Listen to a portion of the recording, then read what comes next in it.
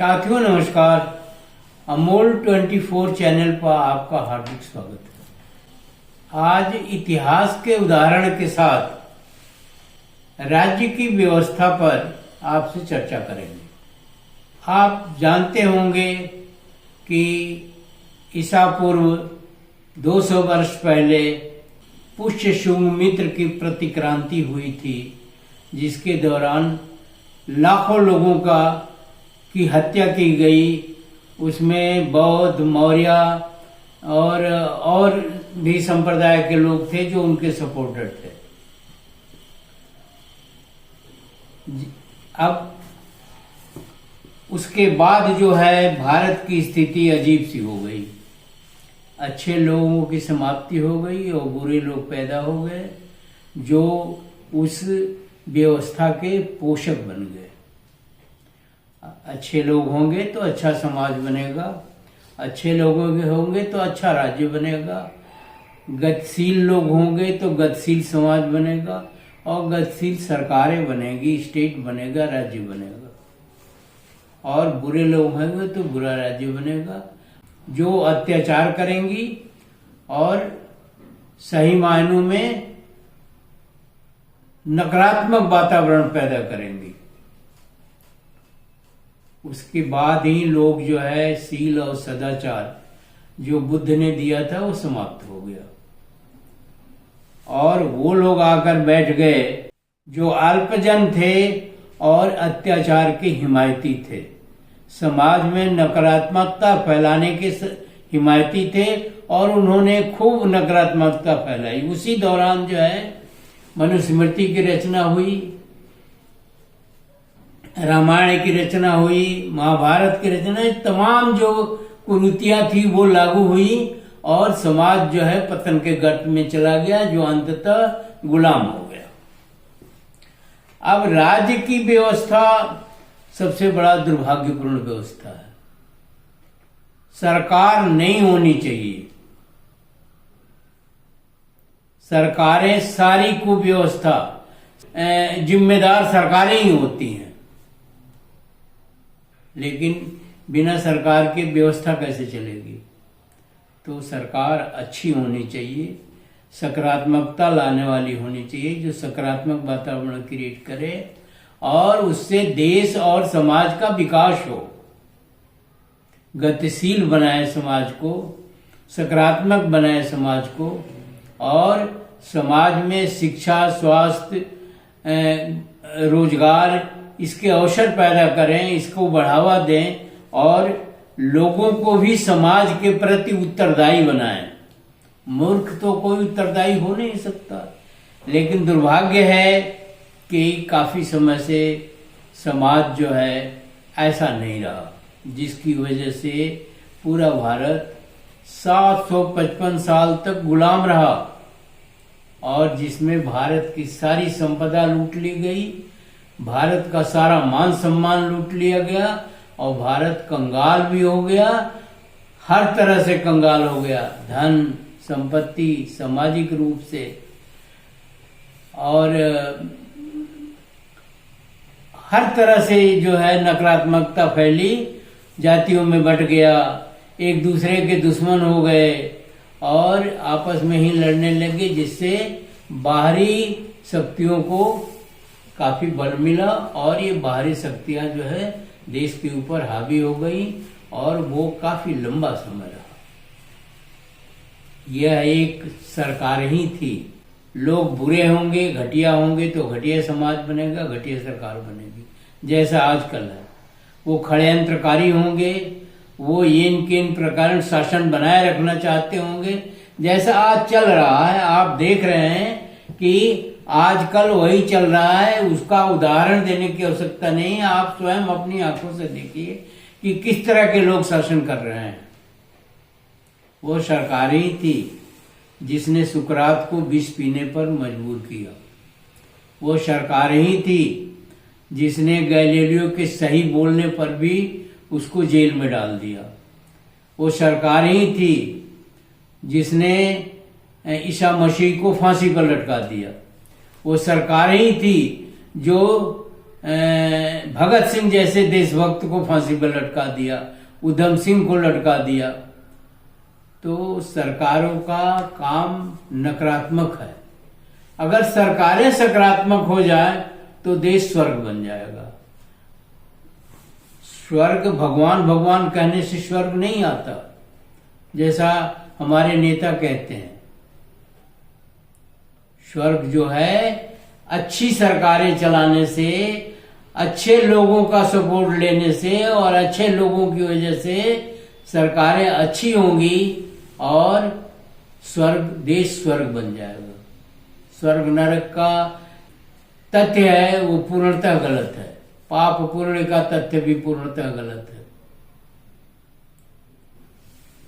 तो इस तरह का नकारात्मक भ्रमात्मक वातावरण क्रिएट करने के लिए सरकार ही दोषी है।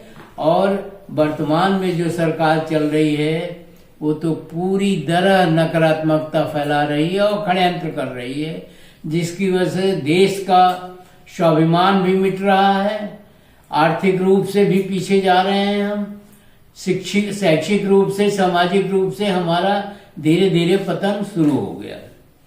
तो ऐसी सरकार नहीं चाहिए। सरकारें शर्त पर चलती हैं। सरकारों का हमेशा नेगेटिव एटीट्यूड रहता है और अगर पॉजिटिव एटीट्यूड तो स्वर्ग है ही।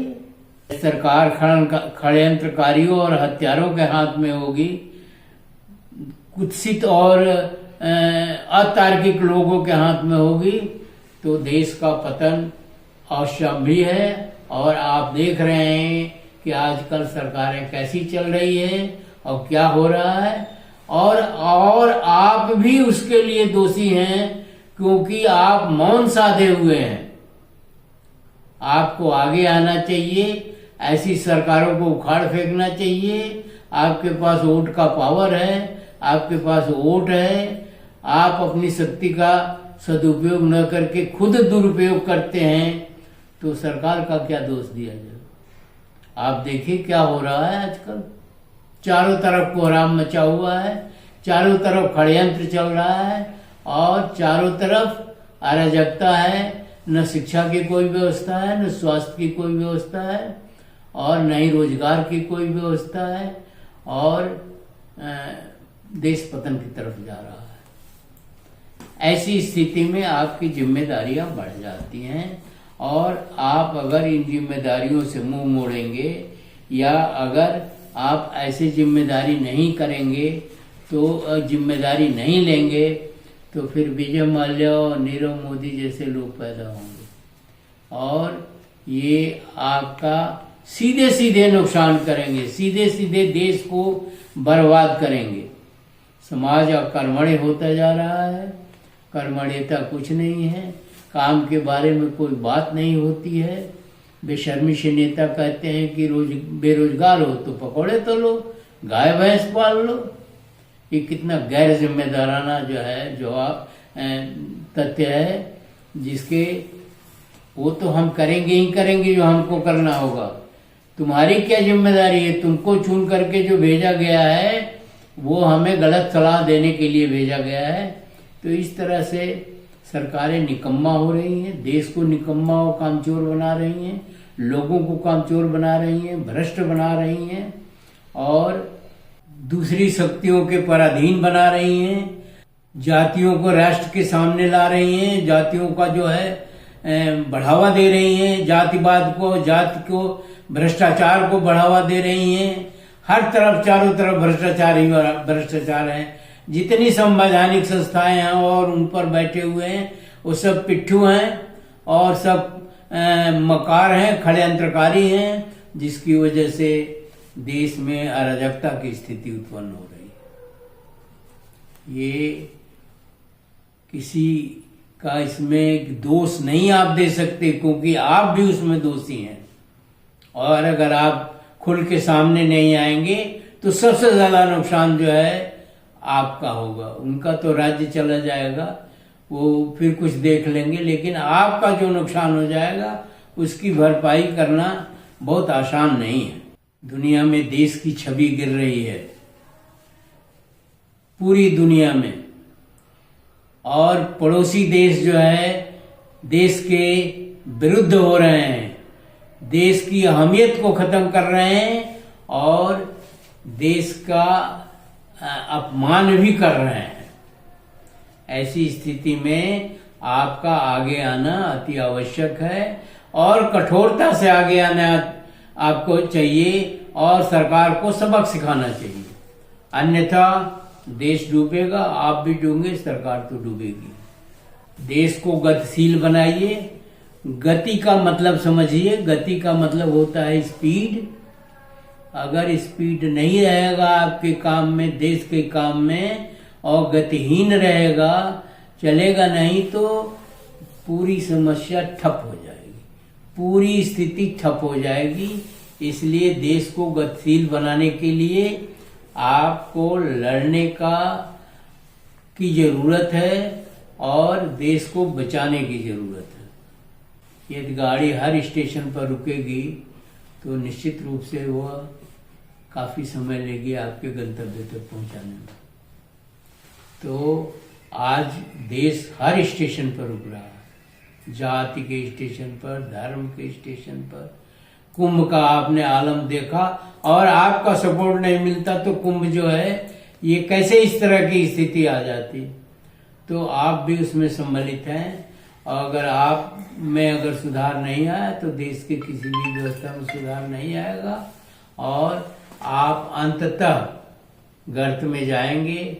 आपका अगली पीढ़ी आपको जिम्मेदार मानते हुए, जैसे हम जिम्मेदार मानते हैं कि पिछली पीढ़ी ने गलती किया जिसकी वजह से ऐसा हुआ, तो इन षड्यंत्रकारियों को, इन हत्यारों को, इन धोखेबाजों को, ये भ्रम फैलाने वालों की नकाब उतारिए और देश को बचाइए।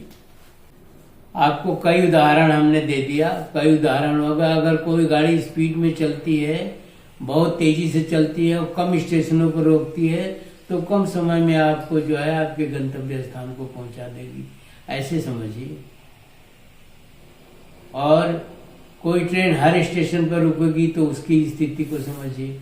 तो देश की स्थिति आजकल ऐसे ही है। अकर्मण्यता, काम करने की क्षमता बढ़ गई है।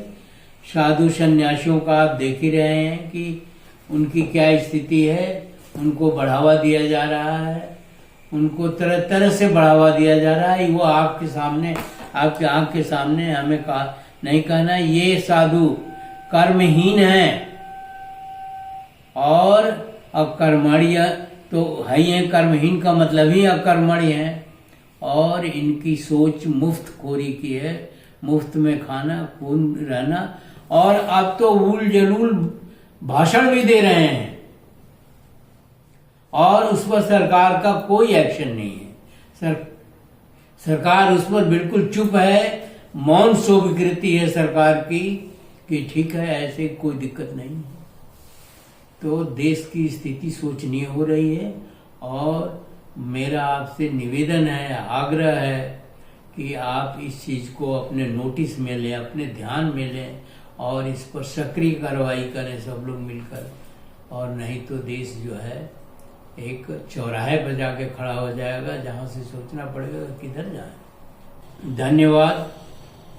जय नेहरू, जय भारत, जय संविधान।